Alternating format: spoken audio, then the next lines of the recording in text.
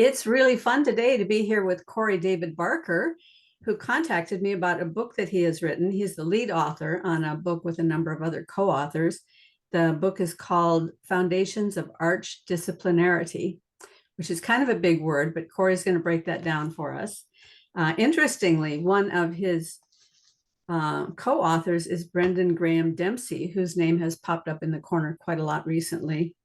And just yesterday, I was having a conversation with Rafe Kelly, and Rafe mentioned that he'd been talking quite a bit with Brendan. So it'll be interesting to see how that all fits together.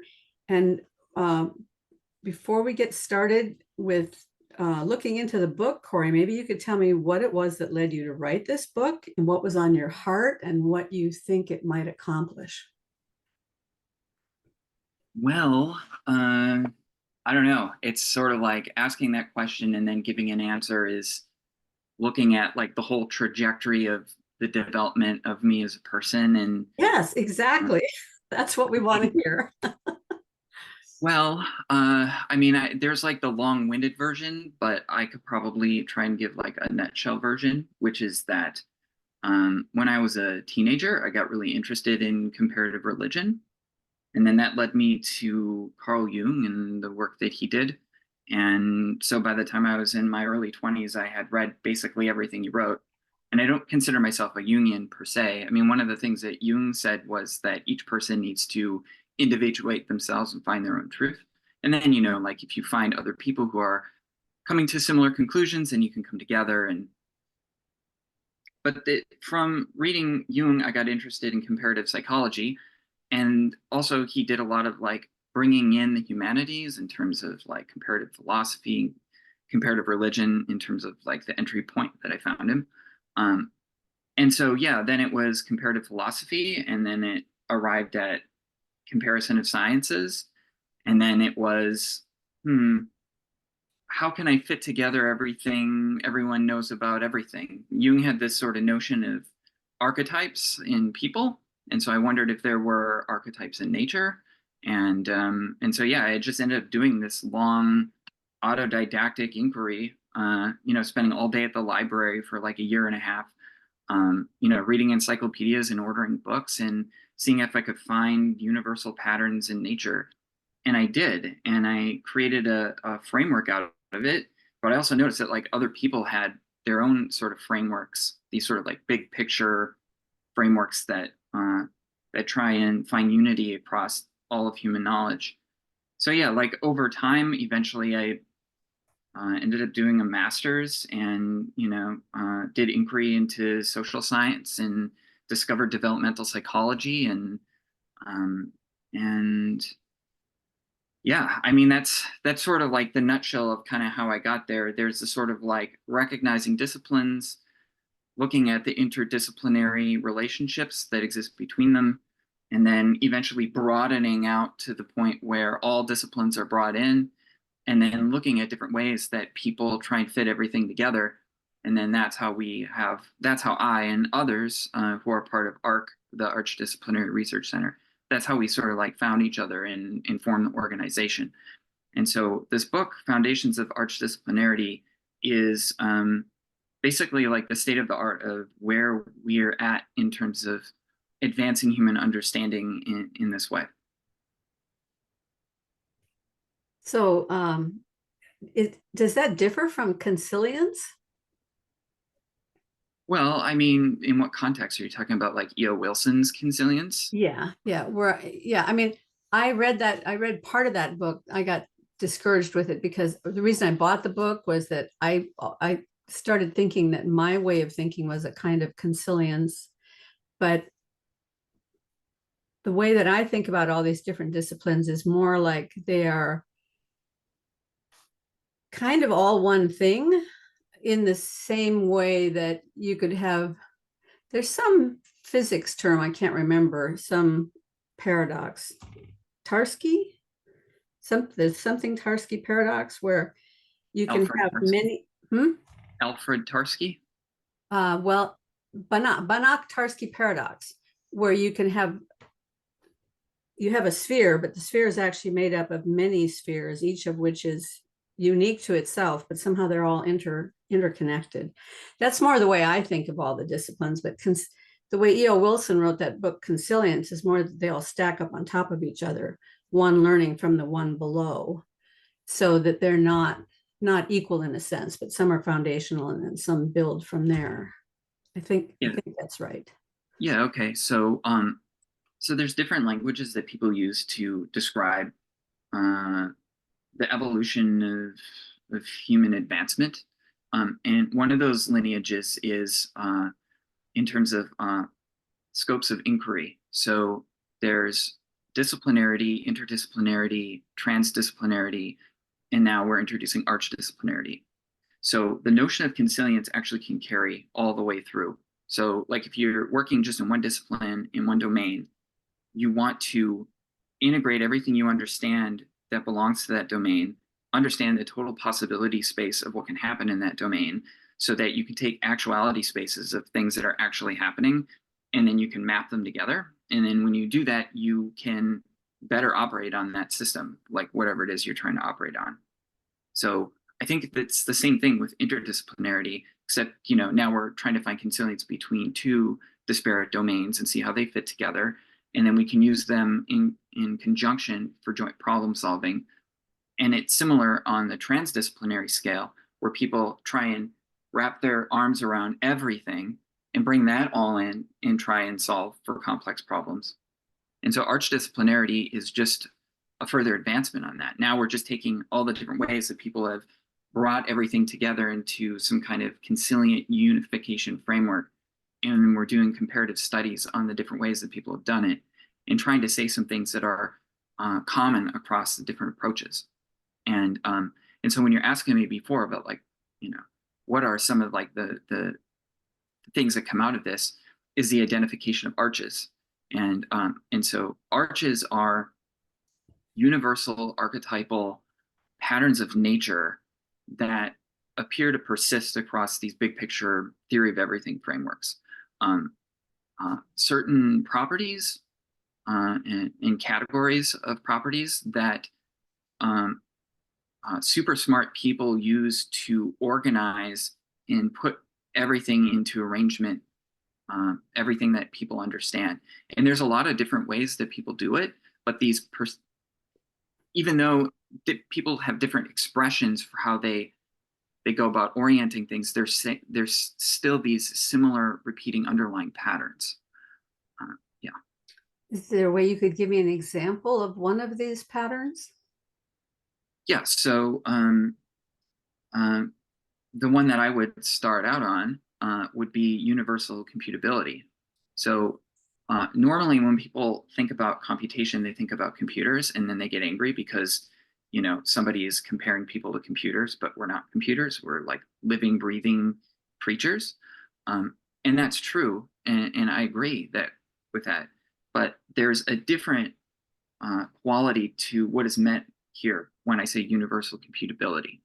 I'm making reference to the way that people tended to use the term before we had computational machines, and then that knowledge being used as the basis for constructing computational machines.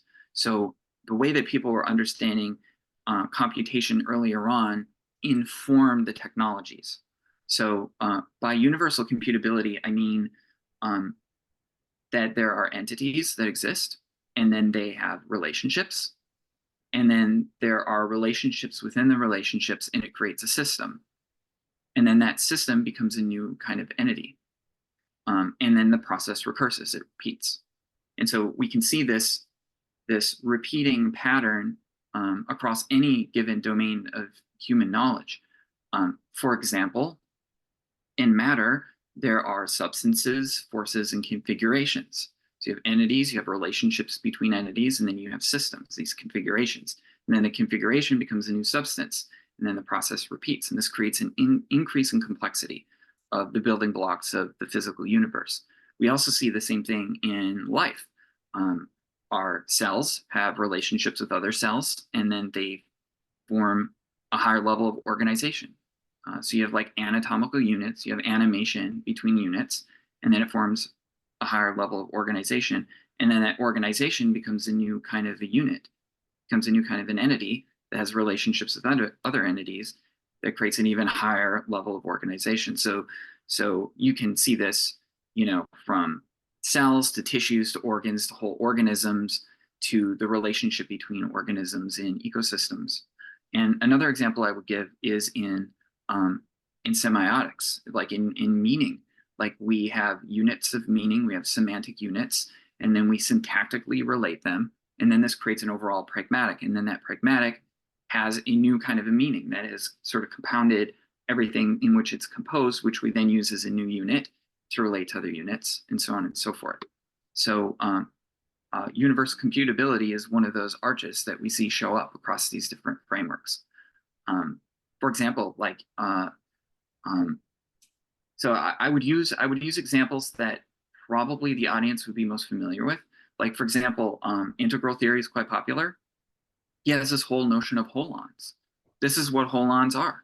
Holons are things that are made up of smaller parts, and then they themselves make up larger parts. We can also take a look at Greg Henrique's unified theory of knowledge. He has a framework of it's the table of behavior, where he basically describes like units, parts, and relations and systems. He has like a similar notion of it. Periodic table of behavior, that's what it's called. So so yeah, those would be some examples. Wow. Yeah. Okay. So you've come down to you're trying to find the simplest common denominator in this whole issue of computability. So if I were thinking of the writing of music as a example of universal computability,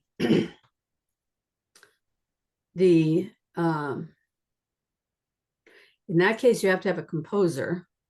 So then is the composer the entity, or are the notes the entity? Well, I would say both. Like you have an entity that's operating on the world, performing computational functions. I mean, I'm not an expert in music, but you have notes, which are the entities, and then there's some sort of syntax in terms of like how they're related in a sequence. And then you get a measure, and then the measure is the sort of systematization of all the notes together to play a piece of music. And then you have different instruments that play different notes in conjunction with each other. And so now you get this higher level of organization, where you get people in a rock band, where you get people, having different lines in their digital creation of music, in their programs, or you have, symphonies that come together and play something. Yeah, we've talked quite a lot about that particular computational system because it seems to make a good example of the way the different levels are nested inside of each other. And so where do algorithms come in this picture?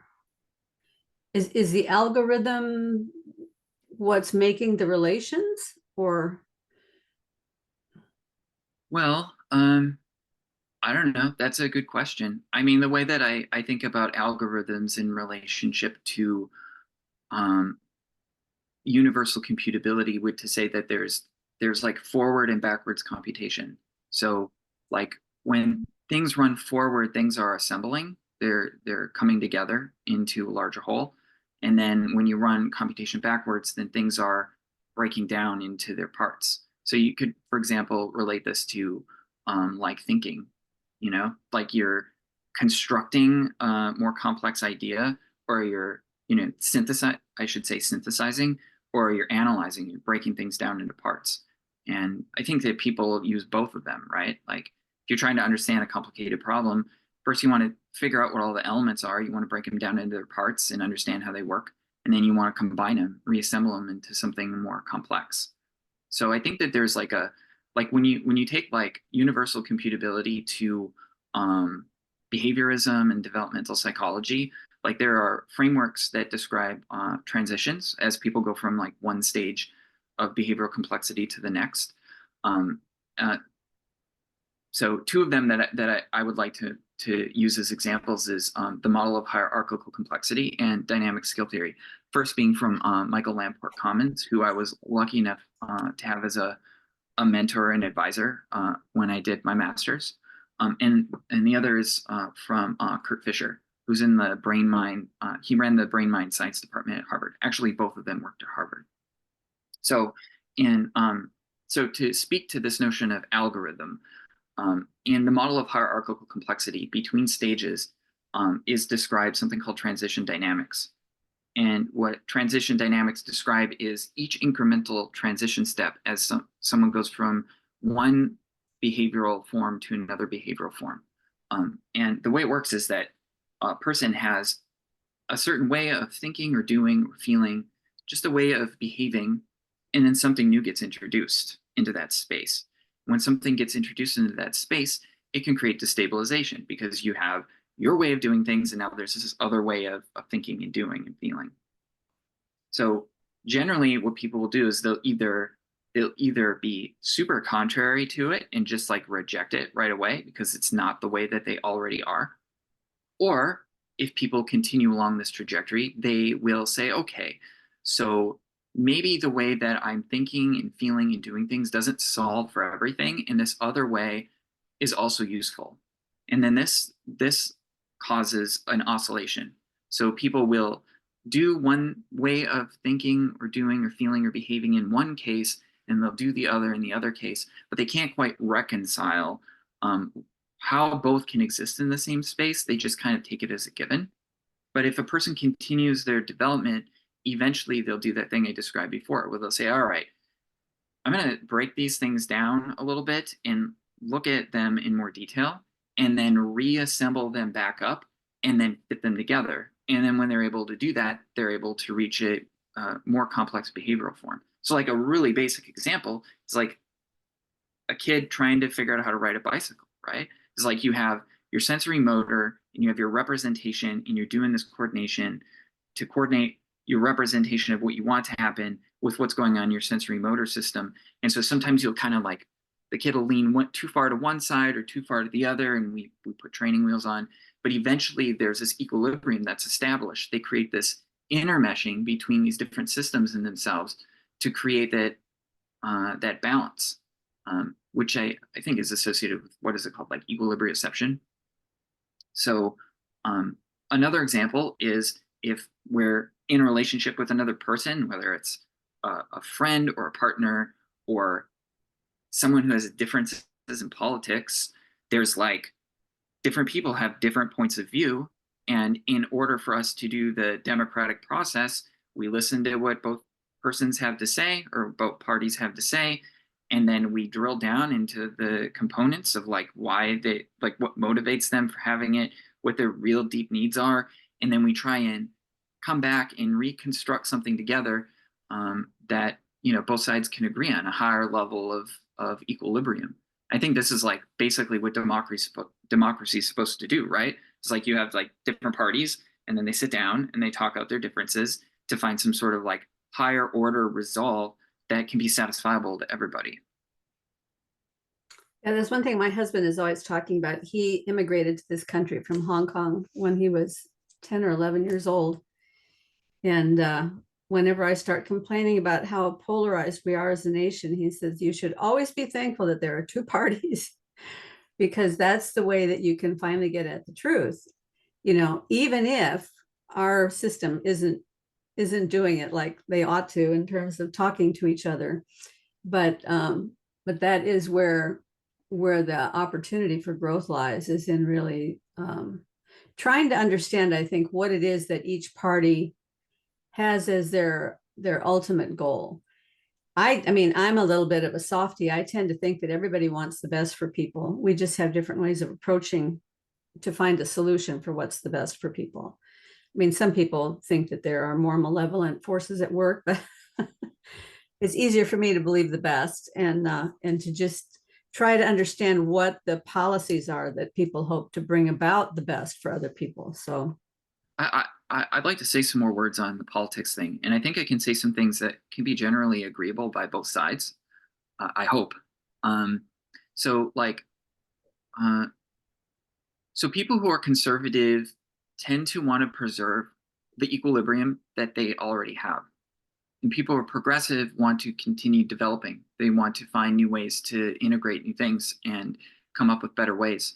and there's a certain polarization there, and I think there's like a healthy version of it, right? It's like we want to maintain our equilibriums insofar as they work, but we also need to be open to change when what we're doing isn't working anymore. And so I think, like, in the political spectrum of this sort of thing, having two parties that are polarized on that matter, well, I think it's good to have different people who have different perspectives and are bringing in different things. Because, like, if we lean too far into just being conservative, then we wouldn't develop the resilience we need to encounter and deal with um, the problems that we face as societies.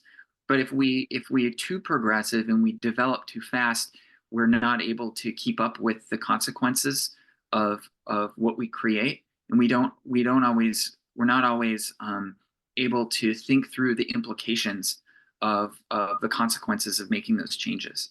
I think we can say that without without polarizing too much on one side or the other, but just acknowledging that both sides actually have important values that they bring to the table, and the path forward really is getting back to the sitting down. Everyone sits down at the table and works out their problems, like strategizing together instead of strategizing against each other. But I'm sure a lot more could be said, and probably a lot of people who are watching this probably have some caveats to that, which I think are probably important also to bring to that table. Yeah, I think that's a beautiful idea. For me, the first election that I took interest in was in 1960. So I've watched a lot of elections, and I was in junior high school back then. And I started getting interested enough in politics that I was stuffing envelopes and things like that. The biggest change that I've noticed over the years is that back then, the people in the two parties, even though a person might be in a particular party, there were a lot of diversity of ideas within each party. And over time, it seems like people have more and more siloed themselves into a particular ideology in both parties. So if you start talking to somebody who is a proclaimed conservative, somebody who's out and proud about being a conservative, or somebody who's out and proud about being a progressive, you can almost just, without them even opening their mouth, you can say, well, you believe this and this and this and this and this and this and this, and you're angry about this and this and this. And you don't even have to have the conversation, because people have siloed themselves inside of rigid ideologies. And to me, that's the saddest thing, because there's no conversation left. Then you can't have a conversation about potential shifts of ideas or where the new ideas might come from, because everything has to fit inside your box. And I don't know if it is social media that has completely brought that about, but I also think it was a shift in the way that even television and radio news started doing their thing. When they, back in the, I think it was the 1980s or 1990s, they started having these argumentative, in-your-face debates on TV. And people would get locked in like you become a fan of one boxer or the other boxer, and they're battling it out like that. And that doesn't seem to lead to answers. And we certainly find that in all of these other models. Like you were just talking about the model of hierarchical complexity. And you said something comes in that destabilizes. Would that, now, I think when you and I had our pre-call, I talked to you a bit about the idea of anomaly. And it seems to me that that's where anomaly comes in, this little bit of a destabilizing element. Yeah, I think it's actually I mean, I'm just kind of talking up cuff here, but I would think of anomaly as sort of like a necessary, like, transcendental function of nature. It sort of like pushes everything to keep its progress. But Love to that. say that You said a necessary transcendental function of nature. I love but that. to say that it leans a little Can bit I into the steal that? progressive side, but what's that? Can I steal that? Yeah. I mean, I just call it a gift, but it sounds so much more sciencey to say a fundamental, a necessary transcendental function of nature. Well, nature likes equilibriums, but nature also likes to continue evolving. So, and one more thing on the political thing. Today's conservatism was yesterday's progressivism. So, like anyone, like for us to have a progressive movement now will eventually arrive at a point where the people who have managed to establish that will then be conservative to maintain that, and then there will be a new progressive, right? So uh, I think in the context of like thinking about arches, it's the whole idea of understanding universal forms that repeat over and over again, that gives us a context to understand on both like the small scale and the large scale um, what's going on, so that we can sort of locate where we are and have some sense about like where things are going. And like if you kind of know what's already going to happen in the future, even if you don't know the exact instantiated expression of it, then I think it can inform us for better decision making now. And I wouldn't propose to know what that looks like for one person or the next.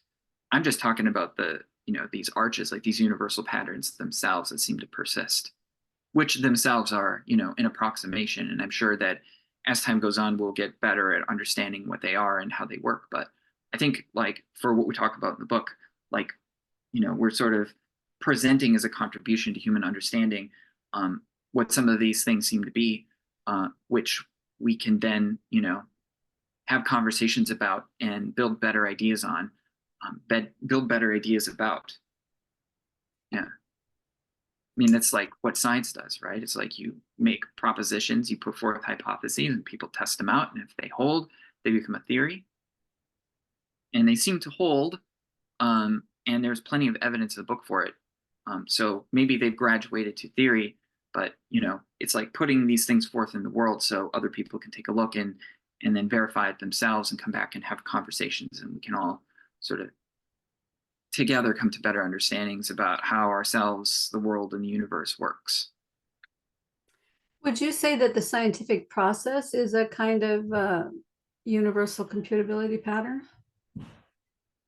Yeah, I would say universal computability isn't anything really. I mean, you base in science, you basically making with a hypothesis, you're making a future projection. So you're saying at the end of this systematization, there's going to be this outcome, and then you test it. Like you run an experiment, and it can look wildly different from like one approach to the next, but you perform it and you keep track of everything you do, so then you can show it to other people, and then they can do it themselves and see if they come to the same conclusion following the same method. Yeah. Well, so the way that I thought for a long time about the whole process of painting, of instantiating a vision in the process of painting, recently I had started to think it's actually no different than the scientific process in many ways, because you're positing a theory, you're then running the experiment, and then at the end you see whether or not the theory stands up to the original claim.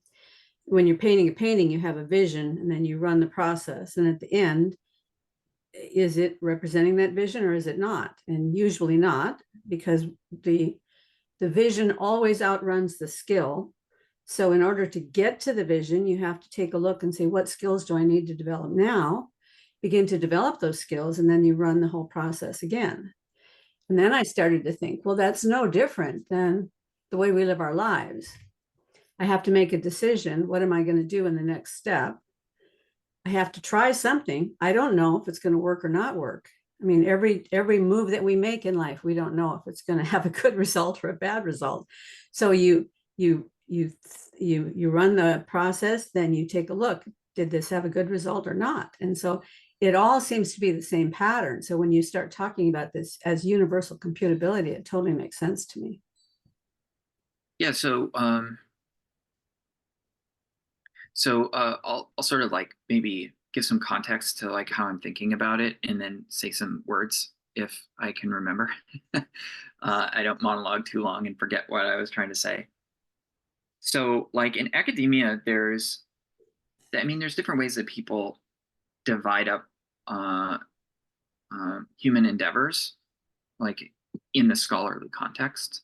Um, and I don't even know if scholarly is the right word, but just, like different pursuits that people have. I think it goes something like the one that people most use. I think it goes something like there's like natural sciences, formal sciences, social sciences, applied sciences, and humanities.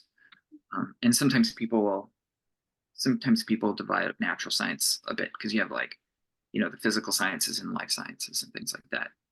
Um, but in the humanities is usually where people put art, right? Um, and art is basically like I'm sure there's a lot of different ways we could explain it, or like also sort of like cut that pie up.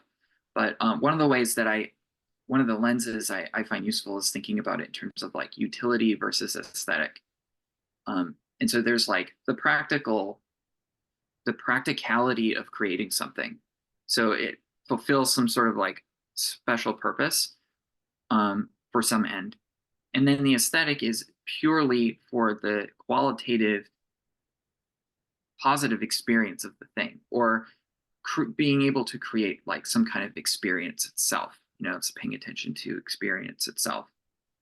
But these kinds of like what I just described for like these different domains in academia, they're like conventional categories of knowledge. So we have like this whole history of the development of human understanding, and you get a lot of people who have a lot of different ideas, and then they sort of just people try and like group things together in some way, some semblance. But there is there's a lot more in common across these different domains than I think people give credit for. And we could take any of those as a starting point and relate it to any of the other ones to find the relationships. But like if we're going to take art as that example, like okay, so in science, like what are you doing but like creating some sort of utility structure to better understand how things work? Like there's a similar underlying form there that is the same as just painting a picture, right? And of course there are going to be differences, but we're talking about like something more fundamental to being human, that takes on a variation of expressions, even though it's just fundamentally the same thing. And I would say like universal computability as an arch, I would say it like has associations with it because we're taking things, we're relating them together, and we're creating something more complex. And it's pretty amazing the diversity of different ways that we can do it. But I'll carry something else over, which is like aesthetics. So like a person does science and they demonstrate something, and then they put it out into the world.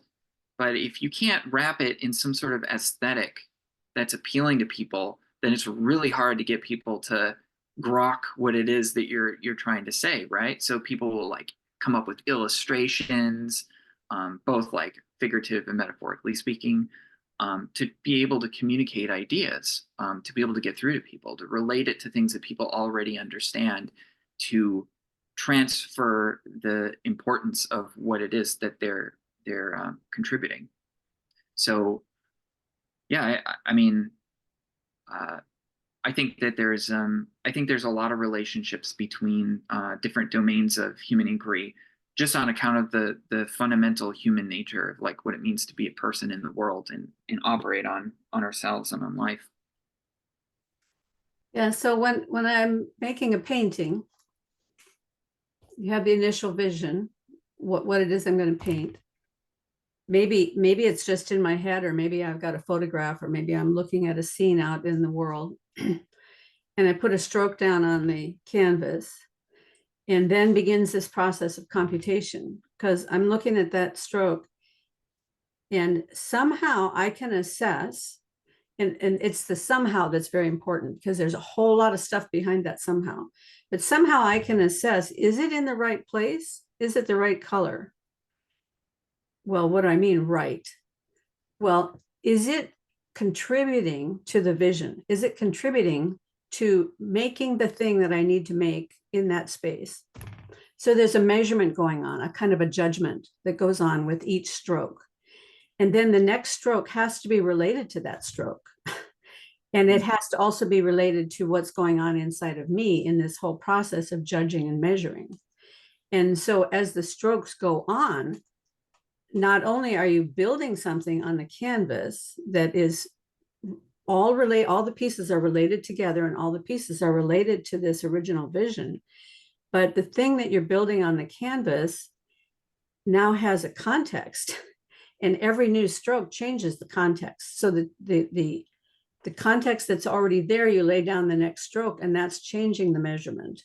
And I think that's the pattern that's happening with scientific exploration. That's the pattern that's happening as we live our lives, because every step that we take changes the context. Just like they say, no child is ever born into the same home. If there are many children in a family, every one of the kids has a completely different context that they're born into. So I think that whole issue of context is really important. Yeah. So first thing that comes to mind is so when talking about universal computability, you have entity relations and systems, but there's also this other characteristic to it, which is recursivity. Mm-hmm. So it's like this self referential process, right? So like you do a thing, it comes back to you, and then you observe, and then it updates your sense, and then you do something else, and then it recurses. Exactly. It comes back. Yeah.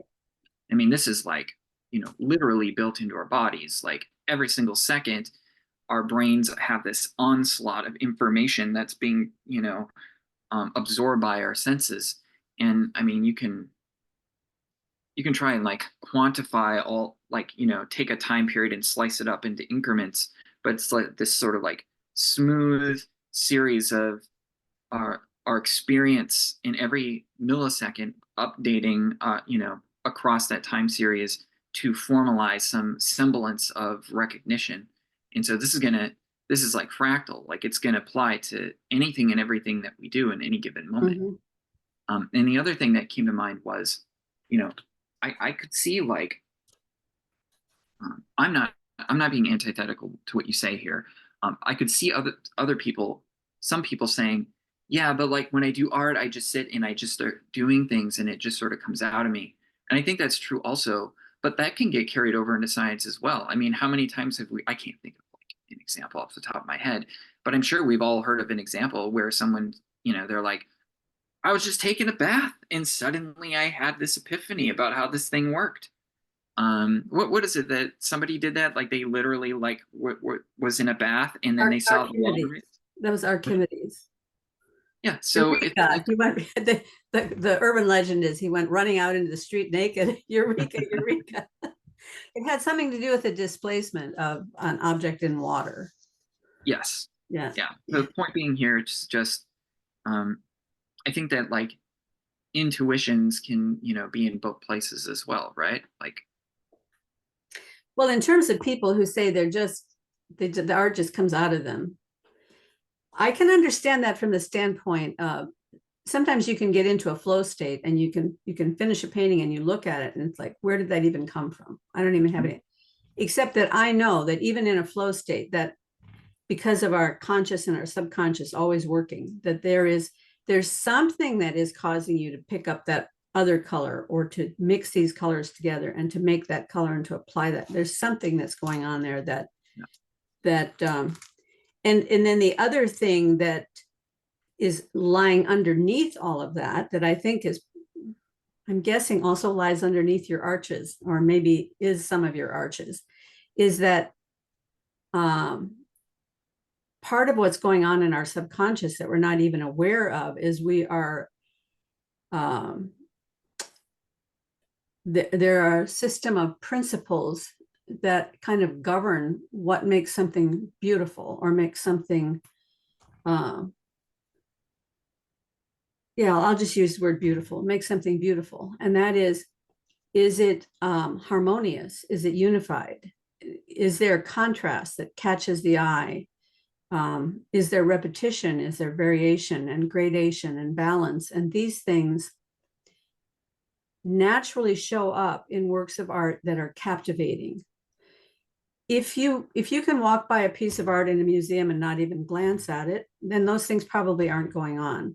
But if there's something that draws your eye and captivates you, then those things are definitely in that painting.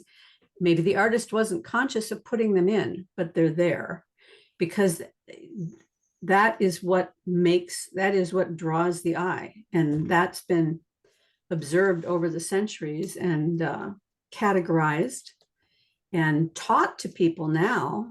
But 1,000 years ago, they probably weren't teaching that explicitly, but it was still showing up in the work. So yeah, I think that kind of thing is also underneath all of these sciences and psychology and what you were saying about computability and the progression of time. That's one of the things I love about Wolfram's picture, whether his picture is true or not true.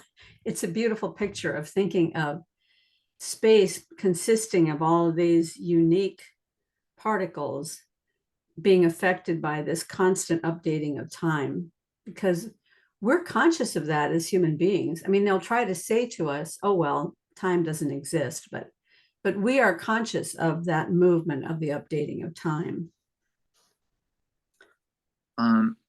Okay, so I'm just going to back up a little bit. So I think also part of what attracts people to art is the behavioral forms that underpin it, and also, like, of course, the content of it. If it reflects something like certain values a person has, and I mean that in a very generalized way. So, like, if one looks at like the history of art, so I'm not an art historian. Okay, so I'm putting a disclaimer out there, but I know a little bit about it. Just being a generalist. So historically, my understanding is that art was primarily religious. So like when people were doing art, they were painting religious images, and that's not true for all cases, but for most of the cases. It's not until like the last couple hundred years when art leaned more into the aesthetic, or in terms of like people just painting for the pleasure of painting. And I think part of that was probably because of like um, the economic development. Like people just didn't have a lot of time or money to spend on practicing something that didn't feed their family.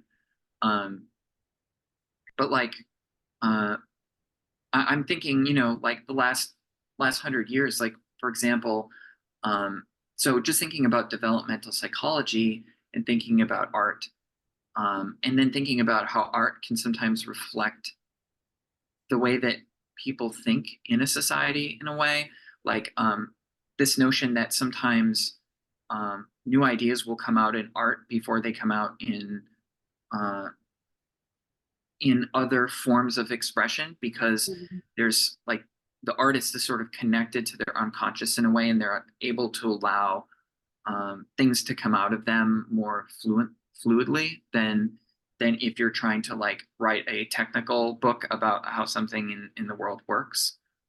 So like I think about like abstract painting, and then I think about like the abstract stage of in developmental psychology. Like there's a lot of models, and there are many of them that describe like abstract stage, which is like quantifications and generalizations and understanding how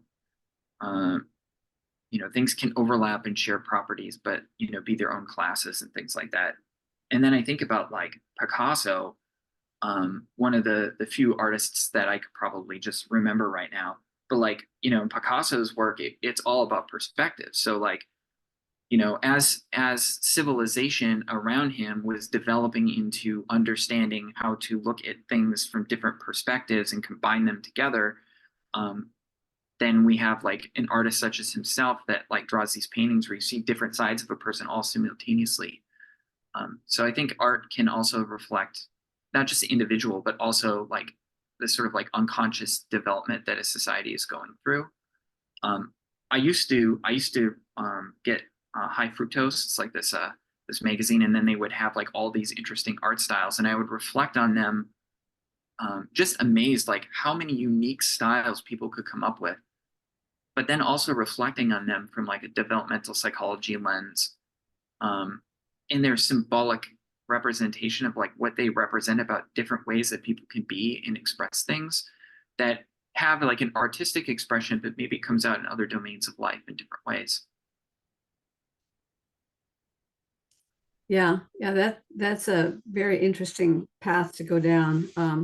But the whole, I didn't want to drive the whole conversation towards art. I'm trying to make a relationship with the arch disciplinarity concept. And the last thing I'm going to say about art, and I think that this is representative of all these arches, not just of art, is this idea that Dorothy Sayers had, that she wrote in The Mind of the Maker, where she talks about the idea, the energy, and the power.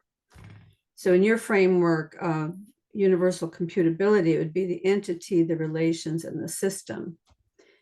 And you were talking about when something is made in a commercial sector, like the development of the iPhone, for example. You have the idea, we need this thing, and then all the energy is the design work, the process of manufacturing, and all of that energy goes into producing this iPhone. And at the end, you have the iPhone.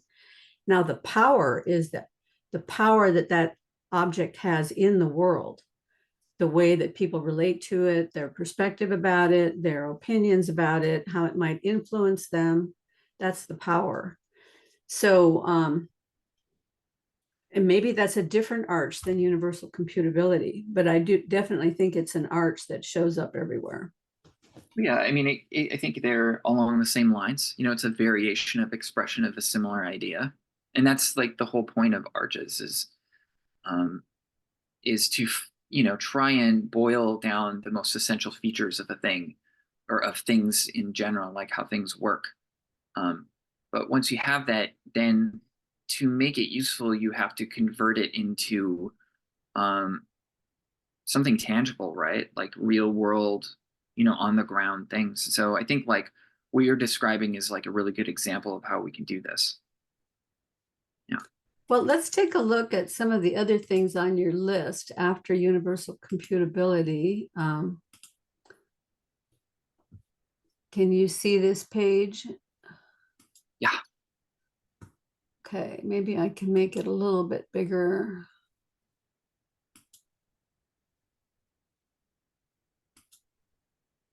Yeah, and so I'll just take this as a moment to say, so Foundations of Arch Disciplinarity, we released a year ago as a first edition. So anybody who's watching who's interested, you could go to our website, arc.voyage, and you can get like the free edition of it. Something that we talked about that we want to do is like whenever we're going to be releasing a book, we want to release like a free version that has like a lot of the core ideas in it, and then also release a physical publication, which goes into more depth. So people who are actually really interested have something that they can dive their teeth into, and also we can generate revenue for our organization that way. So Foundations of Arch Disciplinarity, the book that we're looking at now, this is like from the new stuff. So the second edition basically doubles the size of the previous one. And the additional stuff we added is all about arches, their relations, and how they can get systematized with like a bunch of examples of how it applies to real world things. And so yeah, this page here is I think this is pretty much near like the beginning of like the new stuff. Yeah. Yeah, well, I'm actually quite eager to see the next edition, because that was the thing I was missing, was examples in the first go round. Because I think examples will bring it to life. Stories are what engage people with ideas. So yeah, having some stories and some examples would be very helpful. So the next thing after universal computation is complexity. So what can we learn about that? So complexity basically complexity is like different dimensions of what happens in universal computational space. So so here, like, we use horizontal, vertical, and diagonal, but we don't mean them necessarily like in physical, tangible space, like how we think about them. I'll just give some description so it kind of makes sense. So horizontal complexity is like how many bits or how many entities or how many relations or how many systems exist at a particular level in the assembly of the construction of things. Vertical complexity describes that verticality, where, so with horizontal complexity, for example, you'll have like a multiplicity of elements, and so you can enumerate like how many that there are, and you can account for them on that level. And then with vertical complexity, that's where the transition dynamics I described before take place, where things combine into more complex things, and then they become units that combine with other units into more complex things. So that's the vertical line. In the diagonal line, diagonal complexity is basically where you get the output of a universal computation, and then it becomes the input of another universal computation that is, I'll just say another computation that is not directly above or below in the stack. So an example of that would be like, so in the construction of a paradigm, which consists of principles that hold for abstract systems, you can take the paradigms, but you can use a lower stage behavior to count them. So you can be like, oh, we have, 1, 2, 3. There's 3 paradigms. So diagonal complexity is perhaps using a lower behavioral form to coordinate a higher behavioral form. And complexity is basically, well, to explain complexity more, I would need to talk about the other arches, so I'll stop there for a moment. Well, we did quite a few episodes on this channel early on the difference between complicated and complex. Does that come into this? Oh, well, I mean, different people have different ways that they use language. I don't make a distinction, but I'm open to hear like what some ideas are in terms of their differences. Well, complicated would be, for example, like my watch is complicated.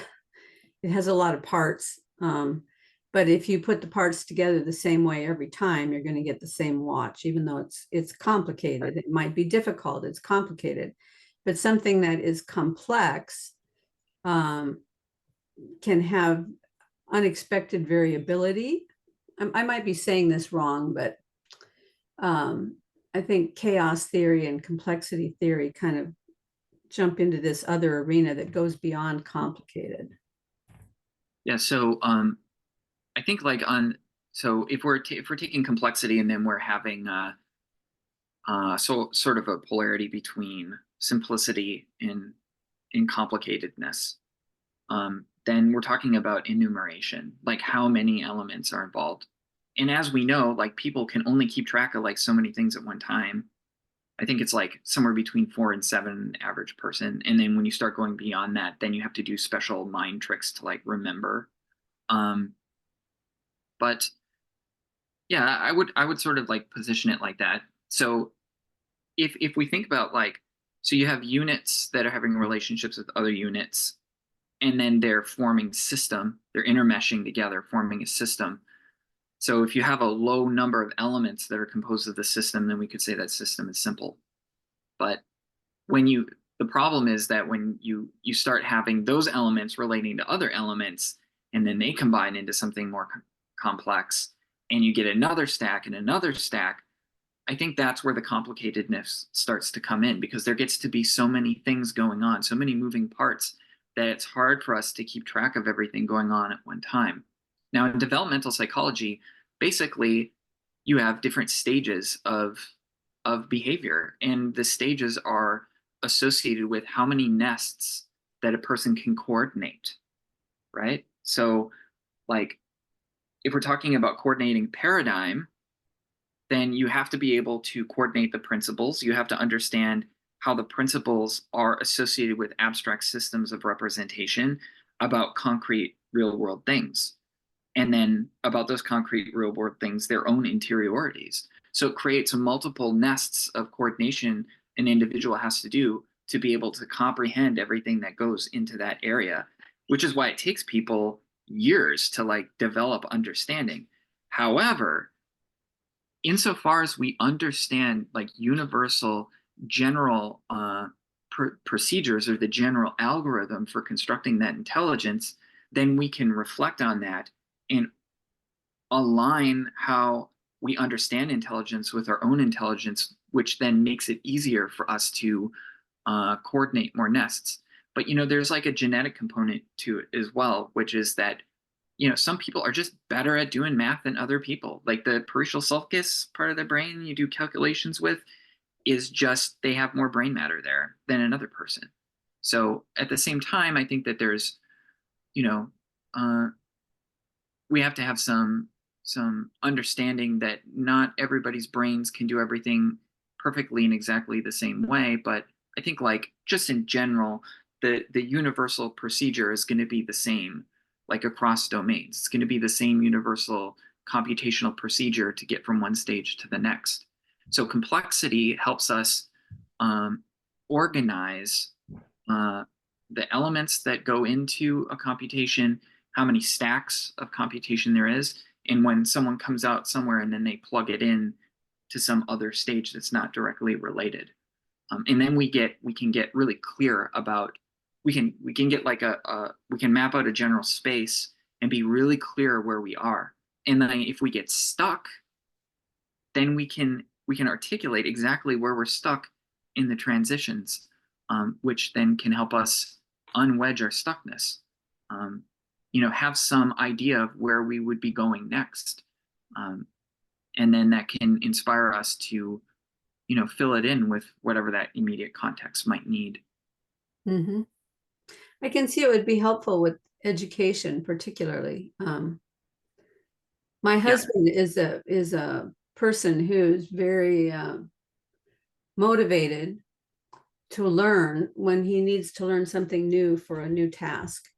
So in his career, he's worked at a number of different companies, all basically in the tech arena, but in different spheres of the tech arena. And whenever he's, we've had a lot of downturns in the tech sector. So sometimes it's a layoff, sometimes it's a decision to move from a company that's not doing that well to another company. Whenever he's moved from one company to another, he gets a book about that new technology and he reads that book in a few days and then he goes in for the interview. But I think it's because of the trajectory of stacking one domain on top of another domain in a reasonable order, that when he reads the new book, it fits in with everything that he's learned before that. So he's kind of built up a matrix of knowledge so that any new knowledge that comes in has a place to plug in. And so it's this continual plugging in of new knowledge on this stack, which if you're just sort of, I think that's one of the problems with YouTube is it's easy to just randomly jump from this thing to that thing. Things don't have any place to plug in because you haven't built an adequate foundation before you do this. So this whole issue of horizontal, vertical, and diagonal complexity would give you some idea of how to set those plugins so that you've built the foundation first. Yeah, I think most people in the world don't really understand developmental psychology. And understanding developmental psychology is a prerequisite to understanding intelligence. Because every mental behavior that we have follows developmental psychology rules, and they exhibit developmental psychology stages. And there's domain specific developmental psychologies that describe different stages that people go through in a specific domain. But there are also like domain general developmental psychological models that describe human intelligence and how it grows across domains in similar ways. And in terms of this, we're talking about underlying properties that will persist across different developmental psychology frameworks, both the domain specific and the domain general ones. And like when I was talking about hierarchical complexity, and then I mentioned dynamic skill theory, but I didn't get into it. Like those are domain general. Those are domain general frameworks. So I would say like anyone interested in like big picture thinking should take a really close look at developmental psychology. It will just make you smarter, like reading it, because you can locate where you're at in your own development in the domain, and then you can see, you can match like where you came from. You can be like, I remember when I was like that, and then you can see what comes next, and you're like, okay, I don't know how to do that yet, but now I have a description of what it is and how it works, and now it gives me kind of a roadmap to practice getting there. Yeah. Cool. Well, so let's move on to practicality. We talk a lot about practicality in this corner of the internet, primarily because of Jonathan Pageau and his discussion of symbols, symbolic thinking. But how does practicality fit into this right now? So all of these things that we're looking at here are part of the arch of computability. Is that correct? These are all individually arches, Oh, but okay. they all are related, and then they are systematized together. Okay. Well, so practicality is another arch. So let's look at that. Give us some examples. So for anybody who doesn't know what a fractal is, it's a self-similar form. So so the way that people do like fractals in mathematics and geometry is they basically will look at a shape that has self-similarity in it, and then they'll measure. So they'll measure the length, and then they'll measure how far it is where the self-similarity repeats in the structure, and then they get like a fraction. So so with fractals, there's like the quantitative side of it, but on the other hand, there's a qualitative side to fractals as well. And the quantitative and the qualitative is what I refer to as qua, about fracticality. It's a property that comes out of fracticality.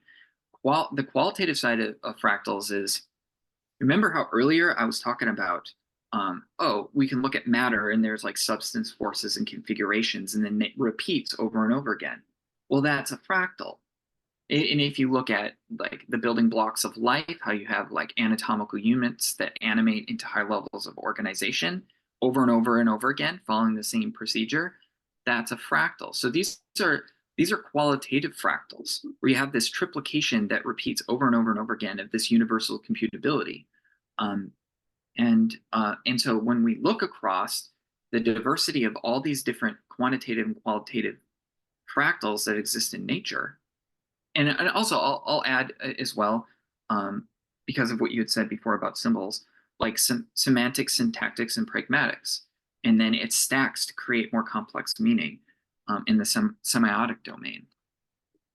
So there's also the characteristic of morphism, which basically says that there's also a certain shape, and that shape can be quantitative, qualitative, or some synthesis of both. And I would argue that usually it's a synthesis of both.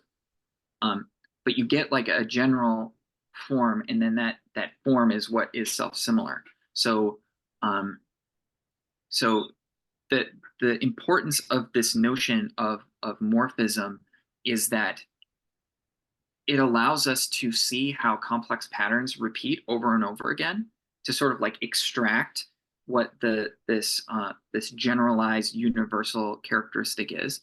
And of course, there's a whole gradation of variations of morphisms, but like the most universal morphisms that we propose in the book are arches.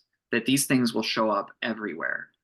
They just take different expressions, because it's like, you get different combinations of different things in different ways, and then there's just this combinatoric explosion of possibility of things that can happen. But like all the way underneath at the most fundamental level, these properties repeat over and over again.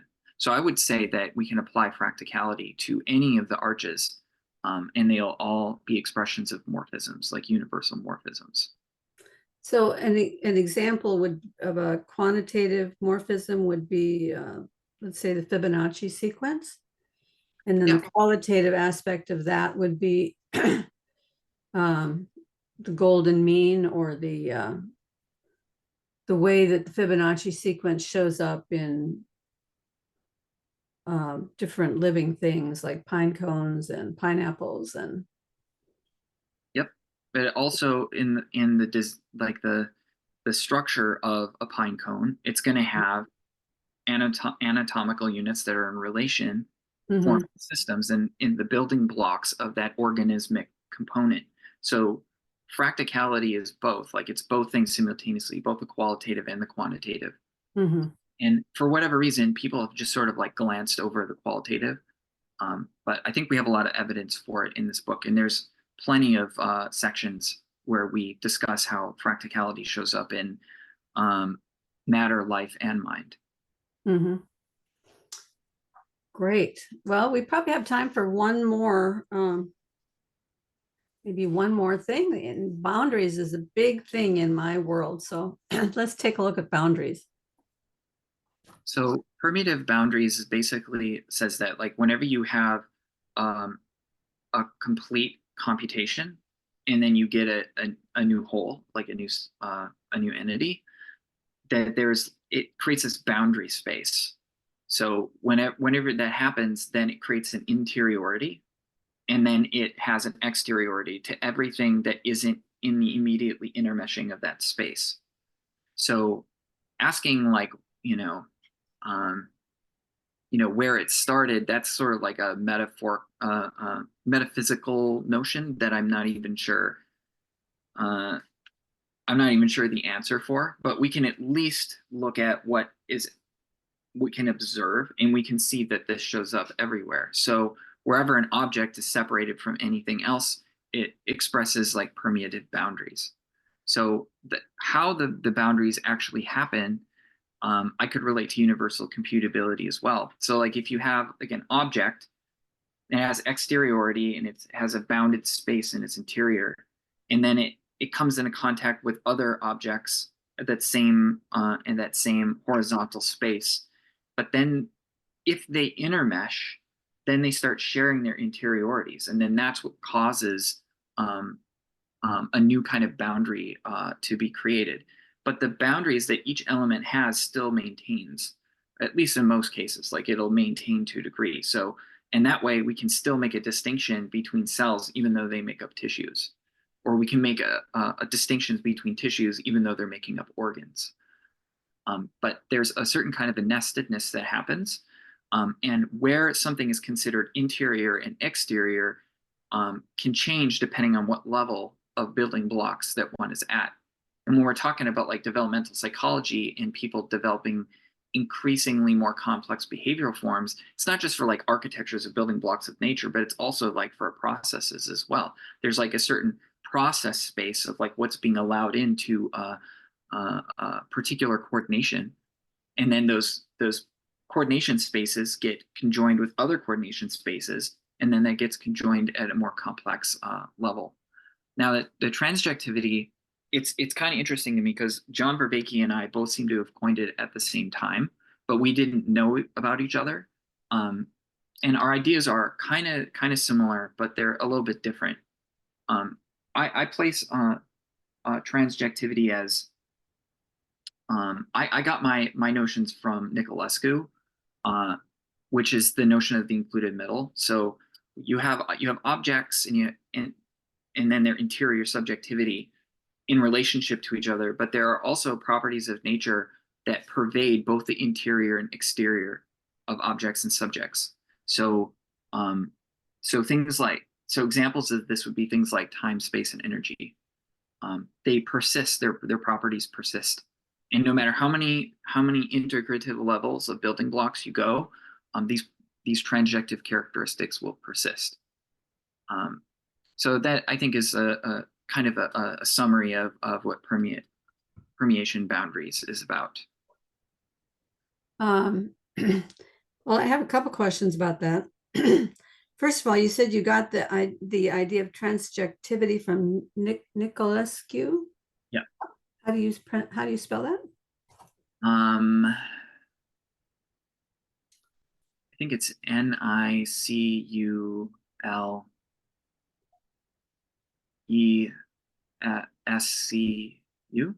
maybe. Okay. So he's a I kind of have a problem with language sometimes, so pardon me if I. Niculescu was a recent scientist or ancient He's or retired. He's retired. okay. I briefly talked to him, but yeah, like he's retired. Okay, and so say again what you mean transjectivity. It says here it's a cross perturbation space throughout interior and exterior spaces of entity, action, and system. So It's the what character. exactly does that mean? So space underpins all objects and subjects. Mm-hmm. It's a pervading property that persists, and it holds the whole universe in itself. So this would be transjective. So space exists in you, it exists inside and underneath me.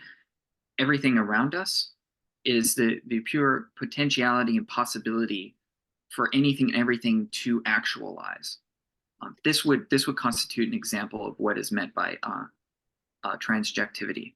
It's exactly the same everywhere, and it is through it that it allows anything to exist at all.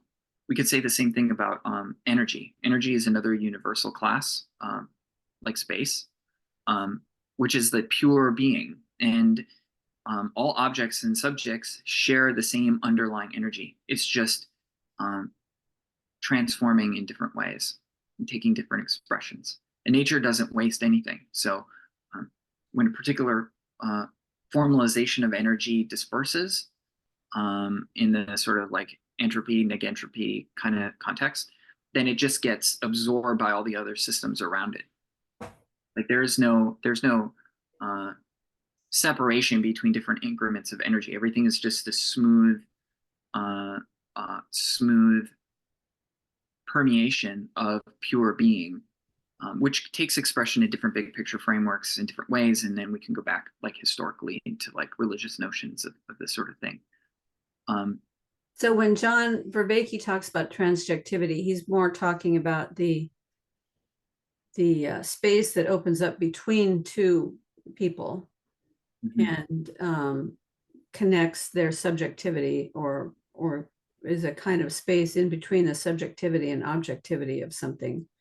You're talking about transjectivity as being more fundamental. Yeah. It's more like a common frame for all entities.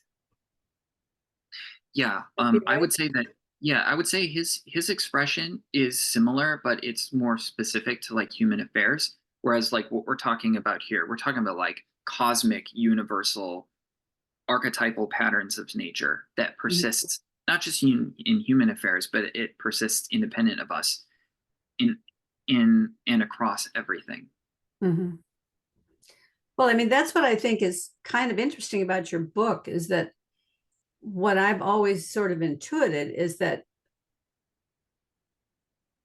there's a scale invariance to everything, and that a truth that you find in any particular domain, if it's truly true, you're going to find that same truth in all the other domains, and that in that sense, truth is completely scale invariant, and you can find a particular way of looking at things in the human realm, and you can drive right down to the cell level and find that same thing going on among cells. And likewise, you can find something that goes on amongst cells, and then you go, oh yeah, I've seen that over here in this other domain of knowledge. So that's one of the very interesting things about truth, I think. So I would say like, so there's somebody can ask the question, well, why? Like, why write this book? What is the like functional usefulness of any of these things? Like, and to that I would say the entire evolution of human understanding is to create as symmetrical as possible a representation in our mind that matches reality, matches the world. And as we went through this evolution, we we increase our resolution of detail. And I don't know if I had said this to you when we had a pre-call, but it's this thing I'll say when this comes up, which is like we basically started like 480p, and now we're at like 8K, and we're going to keep getting higher and higher resolutions of detail as we go.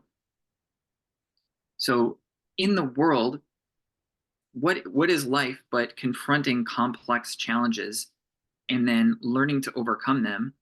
But then once we overcome that, then new challenges come to us, and then we overcome those.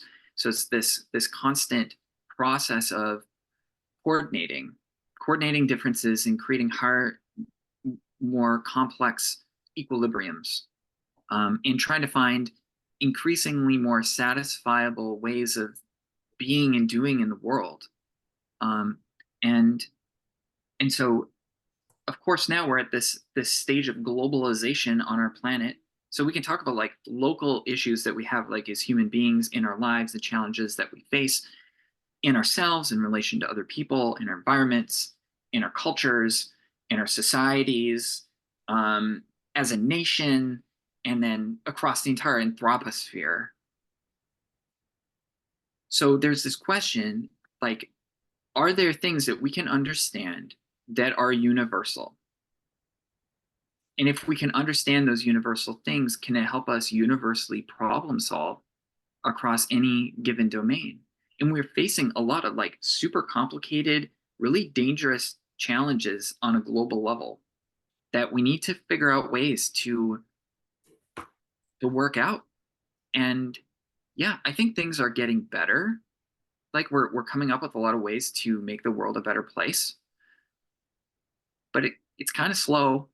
And people who are suffering for one reason or another, well, okay, so we're making things better, but they're still not getting that benefit, right? Like they're still waiting for things to get better so they can get out of whatever situation that they're in. So I think like this is about making a contribution to understanding how the advancement of human understanding works itself. It's about understanding universals, potentially universal laws of nature that can help like different domains of scholarly inquiry be able to relate to each other a little bit better on the same things they share in common. But it's also about, for me, universal problem solving. Like if one can understand the fundamental rules how reality works, then maybe we can practice getting better equipped to deal with any given situation that comes our way. So the book doesn't really tell people, it doesn't tell people like what to think. It's more just like a toolbox of in maps of like how we develop as people. And you know, it puts forth like some theorems with some axioms to support like or to give like a very clear explication of what these arches are, so that you know people can practice them in their own unique ways in their own life, or in their own pursuits, whether that's scholarly or not. And then they're put forth as like propositions. So if people discover things that aren't quite right, or what have you, then they can come back, and then we can have conversations, and we can update our sense making from what we found to sort of say, all right, we're trying to say things, we're trying to get to the most universal natural laws of the universe that persist across physics, persist across life, and psychology, and so on.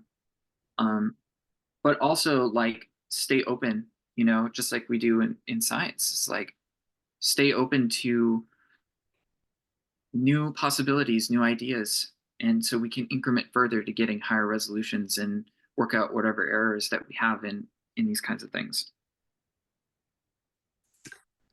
That's a noble goal.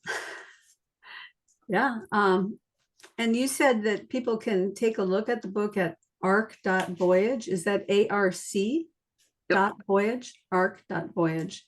Yeah, there's a free Not to version be confused with arch.voy. Not there. Arc. not Arch. Yeah, it's ARC. Yeah, I'd say check out our website and check out the free book that's on there. And if it's interesting, there's the second edition, which is twice the size, and it has a bunch of images and diagrams You can find that on Amazon, the second edition. Well, Okay. thanks for having me on. Yeah, this has been really interesting, Cory, both to get to know you in the pre-call and to have this conversation today. And maybe we will at some future day have a conversation with you and Brendan Graham Dempsey to look at his contribution to the book as well. Yeah. Have a great day. Yeah, you too. Oh, also, before I go, I probably should say, I don't know when this is going to publish, but if it publishes before September 12th, that is the beginning of the Estuary Northwest 2024 conference, at which I will be speaking in Olympia, Washington. And I'll put the information in the description below the video. So thank you, Cory. Have a great day. Thanks.